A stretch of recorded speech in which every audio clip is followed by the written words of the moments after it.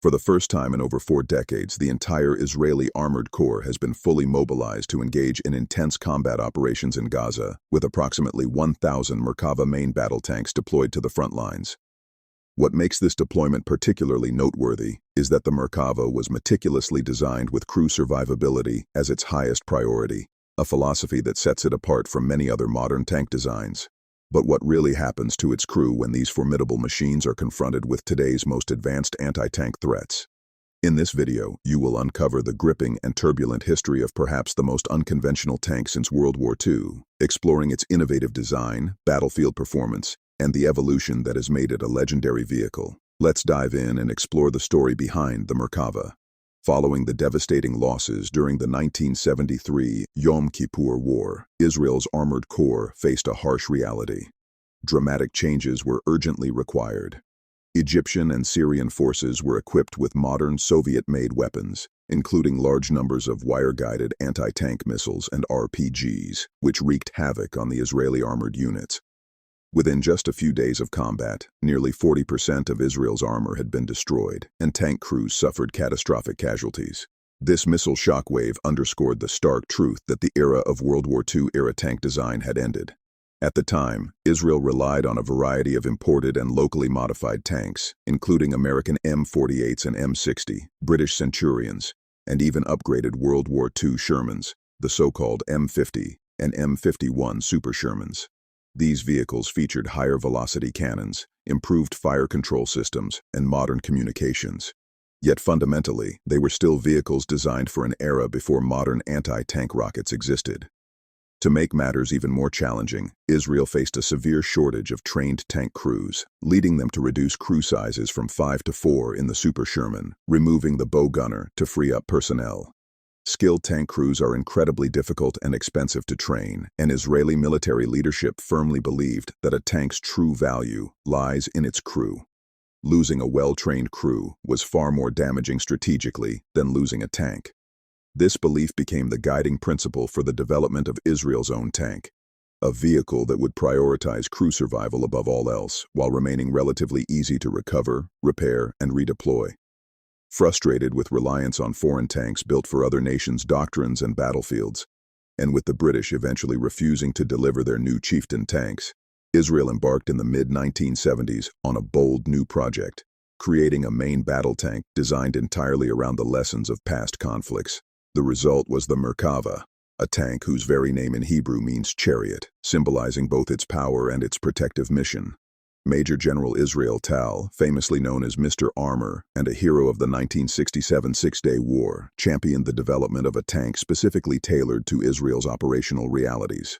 Tal argued that a tank should be designed around crew survival and that losing trained personnel posed a far greater strategic threat than the destruction of any armored vehicle. The Merkava introduced revolutionary design features from the outset.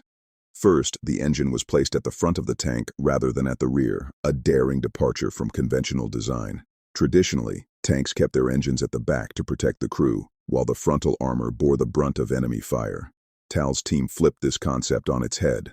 By positioning the engine and transmission at the front, the tank's thick engine block served as an additional protective barrier for the crew compartment. This design meant that even if the tank were heavily damaged from the front, the crew could still escape and live to fight another day, either in a repaired vehicle or in a new tank entirely. For Tal, protecting the crew was paramount. A tank can be replaced, but an elite crew member is irreplaceable. Another groundbreaking feature was the rear compartment and hatch, known as the bird's door. With the front engine freeing space at the rear, this hatch allowed direct access to the crew area from the back of the tank, providing several advantages. First, it offered a safe and rapid escape route in case of attack, allowing crew members to exit while using the tank as cover rather than climbing through exposed roof hatches. Second, the rear compartment could be adapted to carry additional personnel if necessary. While the Merkava was not a traditional troop transport, removing certain ammunition racks allowed it to accommodate 4 to 6 infantry soldiers for specialized missions. This flexibility meant the tank could rescue downed pilots, conduct medical evacuations, or perform support operations without compromising its combat effectiveness. Third, the rear hatch enabled safer and faster reloading of ammunition during active combat, preserving crew safety while enhancing coordination and communication. The Merkava's armor was another leap forward. Instead of a single homogeneous shell, it utilized modular, layered armor with bolt-on plates that could be replaced quickly in the field. To counter shape-charge warheads, Israel implemented spaced armor and innovative structures that theoretically dissipated the energy of incoming rounds. Ammunition was stored in fire-resistant containers in the rear hull, reducing the risk of catastrophic explosions. This contrasted sharply with other tanks, such as the Soviet T-72, where penetration could lead to devastating turret explosions and near-certain crew deaths. Even comfort and operational efficiency were considered, with air conditioning and ventilation systems to sustain crew performance in the harsh Middle Eastern climate. The first Merkava prototypes were tested by the mid-1970s, and it quickly became clear that this tank was unlike any other. Its sharply sloped armor, squat turret positioned far back on the hull, distinctive rear door, and 60-ton weight gave it a uniquely imposing presence on the battlefield.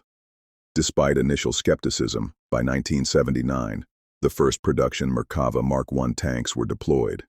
Armed with a 105mm rifled gun, two 7.62mm machine guns, and even an external 60mm mortar, the Merkava was capable of both lethal engagement and support operations.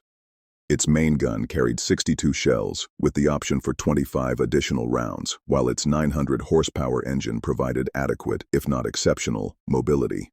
The Merkava Mk1 first saw combat during the 1982 Lebanon War, facing Soviet-made T-62 and T-72 tanks operated by the Syrian army. Israeli crews leveraged superior optics and APFSDS kinetic rounds to devastating effect, particularly at longer ranges, adhering to their doctrine of engaging enemies from a distance. Against missiles, RPGs, mines, and direct tank fire, the Merkava performed exactly as intended. Although a few tanks were knocked out, reports indicated that no crew members were killed, a stark contrast to older armored vehicles. Even knocked-out Merkavas were typically back in action within 48 hours, fulfilling Tal's vision of a tank that preserved life above all else. Subsequent iterations, including the Mark II and Mark III, addressed emerging battlefield threats such as RPGs, ambush tactics, and urban warfare. Innovations included hanging ball and chain barriers to pre-detonate incoming warheads, additional side armor modules, new transmissions, and powerful 120mm smoothbore guns. By the time the Merkava Mk4 and Barak systems were introduced, the tank featured advanced technologies such as automatic ready racks for ammunition, the ability to carry up to 6 infantry soldiers, and the revolutionary Iron Vision helmet, providing the crew with 360-degree situational awareness through AI-driven sensors and multiple cameras. However, despite these advances, modern conflicts continue to challenge even the best-protected tanks. In Gaza today, drones, improvised explosive devices, and close infantry attacks remain lethal threats. Images have circulated showing Merkava Barak tanks destroyed by massive underbelly IEDs, resulting in significant crew casualties. While catastrophic losses are less common compared to Soviet-designed T-72s, dozens of Merkavas across various marks have been destroyed or heavily damaged in ongoing combat, proving that no amount of technology can guarantee absolute safety. Yet many tanks continue to perform their intended role, allowing at least some crew members to survive and preventing complete destruction of the vehicle. The story of the Merkava is one of innovation, adaptation, and an unwavering commitment to protecting human life on the battlefield. From its inception after the 1973 Yom Kippur War to its ongoing service in today's complex combat zones, the Merkava remains a testament to Israeli engineering and military ingenuity, a tank that prioritizes its most valuable asset, the crew. If you want more epic military stories and tech, hit subscribe, like, and comment now. Don't miss out. Join us and stay on the front lines of history and warfare.